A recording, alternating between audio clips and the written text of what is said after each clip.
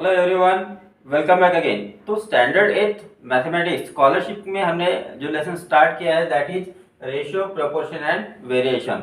तो इसके पहले हमने एक्सरसाइज 11.1, 11.2 और 11.3 जो है नवनीत की बुक से उसको हमने कम्प्लीटली सॉल्व किया है। तो अगर आपने वो वीडियोस मिस किए तो उसकी लिंक आपको इस वीडियो के डिस्क्रिप्शन में मिल जाएंगी। तो आज हम देखने वाले हैं एक्सरसाइज 11.4। ठीक है, उसके पहले बता दूं कि अगर आप मेरे चैनल पे नए हो तो प्लीज चैनल को सब्सक्राइब करो, बेल आइकन को प्रेस करो, वीडियो अच्छा लगे तो लाइक करना और अपने फ्रेंड्स के साथ शेयर करो। चलो स्टार्ट करते हैं। Question number 1, the sum of two numbers is 231। दो नंबर्स की सम 231। ये दो नंबर्स कौन से हैं हमको पता नहीं, इनकी सम आती है 231 और उन्हीं दो नंबर का जो डिफरेंस है वो है 63 और इन्हीं दो नंबर्स का जो डिफरेंस है वो दिया है हमें 63। तो हमें इनमें से जो ग्रेटर नंबर है उसका स्मॉलर नंबर के साथ रेशियो फाइंड करना है। मान लेते हैं कि ग्रेटर नंबर x है, तो ये स्मॉलर नंबर क्या हो जाएगी, स्मॉलर नंबर हो जाएगी 231 माइनस x हो जाएगी। ठीक है, अब ये हो गई ग्रेटर नंबर और ये हो गई स्मॉलर नंबर। अब क्या करना है कि इन दोनों का डिफरेंस, अब ग्रेटर नंबर तो x है तो x लिखा, माइनस स्मॉलर नंबर कौन सी है 231 माइनस x है, तो इन दोनों का जो डिफरेंस है वो आता है 63।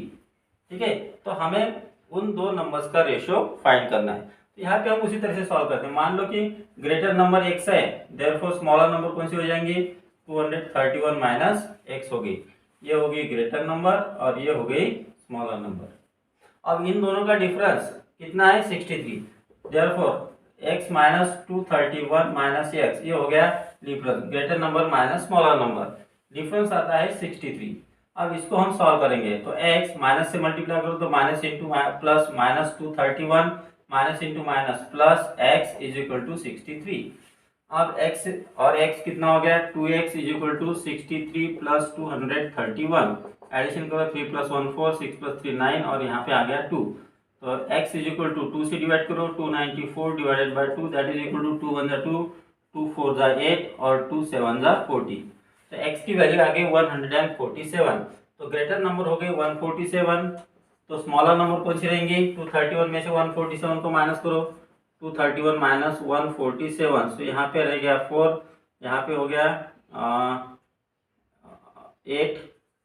ठीक है, और यहाँ पे हो गया 0, तो आंसर आ गया 84। ये हो गई ग्रेटर नंबर, ये हो गई स्मॉलर नंबर। अब इन दोनों का ratio is equal to 147 upon 84 आ गया।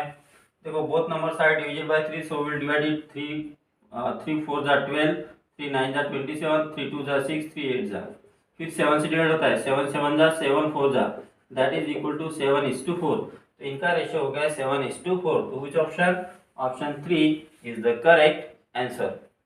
Next we will see question number 2, the ratio of the present ages of Pramod and Deepak is 3:4।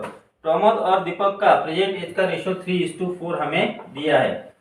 After 8 years it will be 5:6। तो 8 साल के बाद आफ्टर 8 ईयर्स उन दोनों का रेशियो 5:6 हो जाएगा। What is their present age of Pramod, तो प्रमोद का प्रेजेंट एज कितना है, जब भी रेशियो में दिए रहे तो उसको x लगा दो। मान लो कि मतलब प्रमोद और दीपक का एज 3:4 है, इसका मतलब प्रमोद का एज मान लो कि 3x है और दीपक का एज मान लो कि 4x है। ठीक है, तो 8 ईयर्स के बाद, आफ्टर 8 ईयर्स के बाद प्रमोद का एज कितना हो जाएगा 3x प्लस 8 हो जाएगा और दीपक का एज कितना हो जाएगा 4x प्लस 8 हो जाएगा।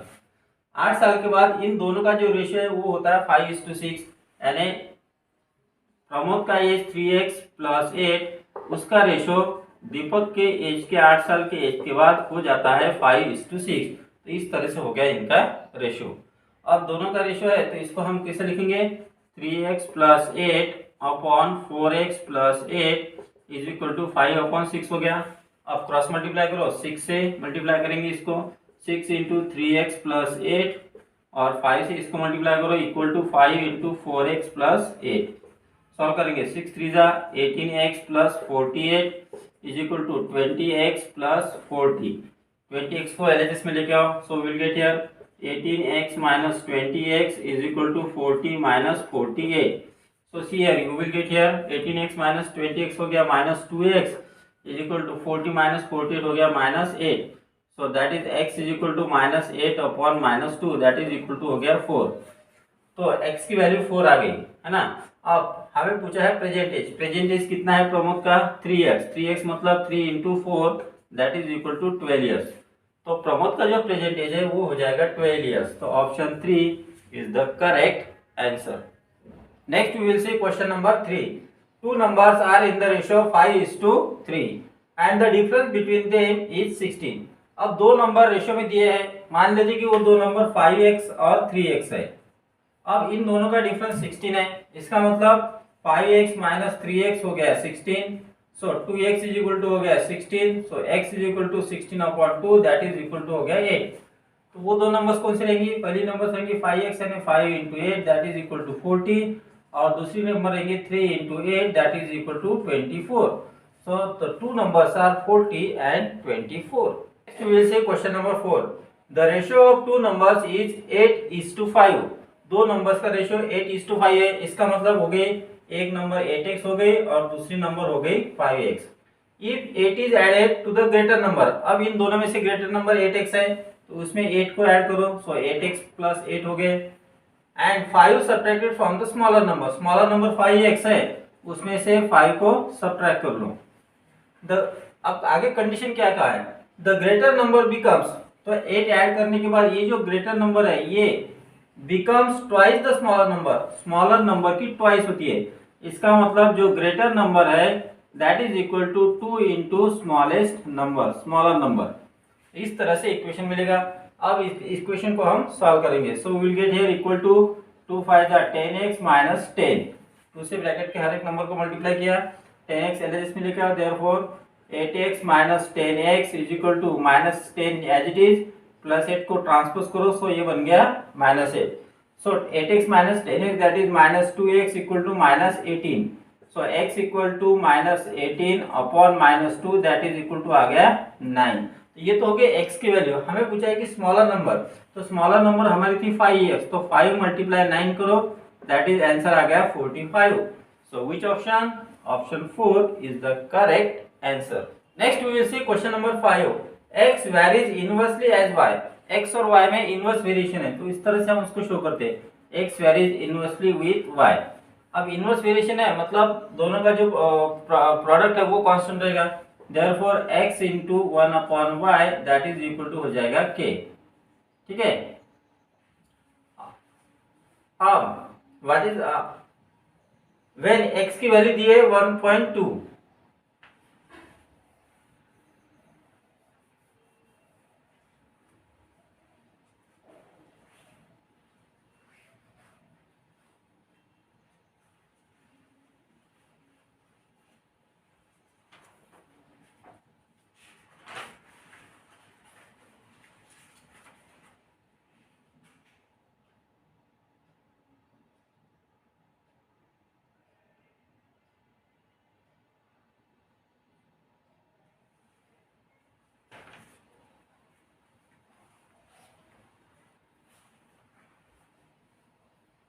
Next we will see question number 5। x varies inversely as y, x और y में इनवर्स वेरिएशन है वो कैसे शो करते हैं, x varies inversely with y इस तरह से। अब इसका मतलब क्या हुआ, इनवर्स वेरिएशन में दोनों क्वांटिटी का प्रोडक्ट कांस्टेंट होता है, that is xy is equal to हो जाएगा, कांस्टेंट लिया हमने यहाँ पे k। When x equal to 1.2 y equal to 0.8, अब x की वैल्यू 1.2 और y की वैल्यू 0.8 जब लेते हैं तो इनमें इनवर्स वेरिएशन होता है। तो वैल्यू पुट अप करेंगे, x की वैल्यू 1.2 ली इंटू 0.08 y की value is equal to k। तो 12 8 96 हो गया, डेसिमल पॉइंट 2 और 1 3 डिजिट के बाद पुट करो, so we will get k की वैल्यू आ गई 0.096। अब हमें पूछा है कि x की वैल्यू अगर 0.024 है तो y कितना रहेगा। नाउ हमें पता है xy is equal to k होता है। अब x की वैल्यू कितनी है हमारे पास 0.024 into y as it is equal to k, यानी कांस्टेंट की वैल्यू कितनी आई है 0.096। देयरफॉर अब यहाँ पे देखो इसको ट्रांसपोज करो, so we will get here y is equal to 0.096 upon 0.024। अब इसको सॉल्व करेंगे, यहाँ से डेसिमल पॉइंट हटाओ, कैसे हटाएंगे 96 into 10 raise to the power -3 हो जाएगा। ठीक है, ये हमने सीखा है इसके पहले। इंडाइसिस के लेसन में 0.024 का मतलब हो गया 24 इंटू 10⁻³ ये हो गया कैंसल। अब 24 से 96 को डिवाइड करो तो 24 4 जा 96, तो y की वैल्यू आ गई 4। तो इनमें से कौन सा ऑप्शन है? तो option 2 is the correct answer.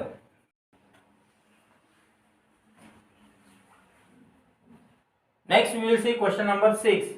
There is direct variation between circumference and radius of a circle. तो circumference और सर्कल में डायरेक्ट, रेडियस में डायरेक्ट वेरिएशन है। तो सर्कमफ्रेंस हम c से दिखाते हैं और रेडियस r से, तो इनका जो वेरिएशन है वो डायरेक्ट है। अब डायरेक्ट वेरिएशन में क्या होता है कि डायरेक्ट वेरिएशन में इनका जो रेशियो है वो कांस्टेंट होता है, यानी c/r इज इक्वल टू हो गया यहाँ पे k। अब देखो वेन सर्कमफरेंस इज 22, अब सर्कमफरेंस की वैल्यू लेते हैं 22 अपॉन, तब रेडियस कितनी रहती है 3.5 इज इक्वल टू हो जाएगा k। तो पहले हमें k की वैल्यू फाइंड करनी पड़ेगी।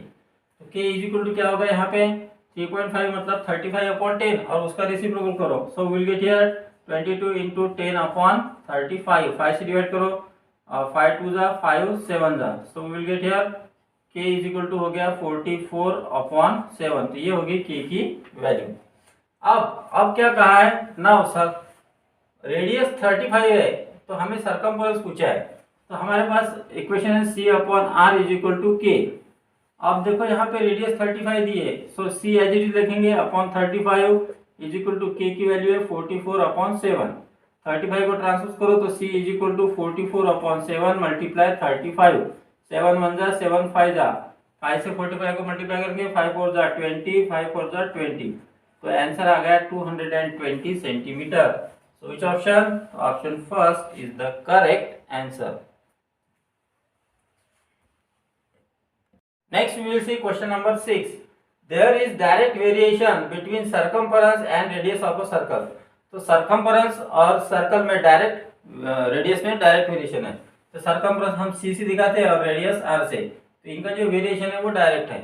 अब डायरेक्ट वेरिएशन में क्या होता है कि डायरेक्ट वेरिएशन में इनका जो रेशियो है वो कांस्टेंट होता है, यानी c/r इज इक्वल टू हो गया यहाँ पे k। अब देखो वेन सर्कमफरेंस इज 22, अब सर्कमफरेंस की वैल्यू लेते हैं 22 अपॉन, तब रेडियस कितनी रहती है 3.5 इज इक्वल टू हो जाएगा k। तो पहले हमें k की वैल्यू फाइंड करनी पड़ेगी। तो k इज इक्वल टू क्या होगा यहाँ पे 3.5 मतलब 35/10 और उसका रेसिप्रोकल करो, सो विल गेट हियर 22 इंटू 10/35, 5 से डिवाइड करो, 5 2 जा 5 7 जा, so will get here k is equal to हो गया 44/7। तो ये होगी k की वैल्यू। अब क्या कहा है ना सर, रेडियस 35 है तो हमें सर्कमफरेंस पूछा है, तो हमारे पास इक्वेशन है c/r is equal to k। अब देखो यहाँ पे रेडियस 35 दी है, so c as it is लिखेंगे upon 35 is equal to k की वैल्यू है 44/7। 35 को ट्रांसपोज करो तो c is equal to 44/7 multiply 35, 7 1 जा 7 5 जा, 5 से 45 को मल्टीप्लाई करके 5 4 जा 20, 5 4 जा 20, तो आंसर आ गया 220 centimetre. So which option? Option first is the correct answer. Next we will see question number 9. If 30 workers finish a particular job in 56 days, पहले तो यहाँ पे नंबर ऑफ वर्कर्स है, फिर नंबर ऑफ डेज है। पहले नंबर ऑफ वर्कर 30 है, उनको कितने दिन लगते हैं 56 डेज लगते हैं। How many more workers should be employed to finish the same job in 24 days.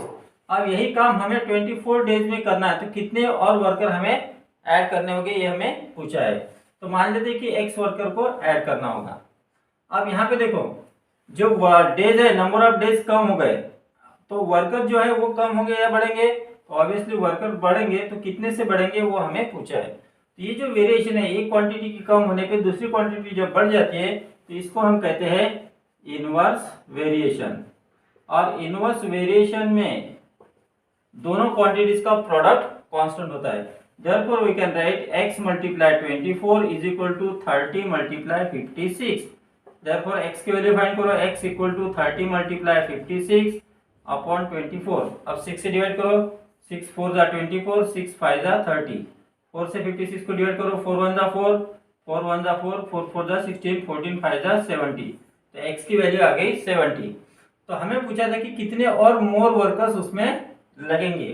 ठीक है, पहले 30 वर्कर्स थे, अभी 70 वर्कर चाहिए, यानी कितने वर्कर ज्यादा चाहिए, तो 70 माइनस 30 करेंगे, सो वी विल गेट 40, यानी 40 मोर वर्कर्स और हमें लगेंगे। अगर आपने यहाँ पे 70 और आपको यहाँ 70 दिखा और इसको टिक किया तो दैट इज रॉन्ग आंसर। तो करेक्ट आंसर है 40। So which option? Option 2 is the correct answer. Next we will see question number 10। The expenditure for 30 students for a 6-day trip is ₹7,200, यानी नंबर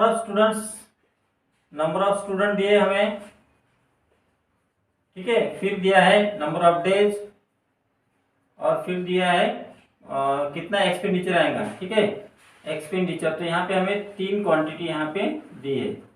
तो पहले number of students है 30 students को 6 days के लिए 7,200 rupees का खर्चा आता है। What is the expenditure for 40 students? तो 40 स्टूडेंट्स को 5 डेज के लिए कितना खर्चा आएगा ये हमें पूछा है। मान लेते हैं कि x रुपीज का उनको खर्चा आएगा। अब यहाँ पे देखो ये 2 क्वांटिटी, इसमें देखो नंबर ऑफ जो स्टूडेंट्स है वो बढ़ गए हैं लेकिन नंबर ऑफ डेज कम हुए हैं। ठीक है, इसलिए अब एक्सपेंडिचर बढ़ेगा या कम होगा ये हमें यहाँ पे तय करना है। तो एक्सपेंडिचर ऑब्वियसली बढ़ेगा, तो ये हो गया डेज कम होने की वजह से, ये हो गया इनवर्स वेरिएशन, और इनवर्स वेरिएशन में इनका जो प्रोडक्ट है वो कांस्टेंट होता है। सो यहाँ पे कैसे करना है, 30 इंटू 6 और ये 7,000, ये हो गया एक्सपेंडिचर, फिर 40 इंटू 5 और यहाँ पे हो गया एक्सपेंडिचर x। 13 6 का कितना होता है 180, तो यहाँ पे मैं लिख लेता हूँ ठीक से, इज इक्वल टू हो गया 180।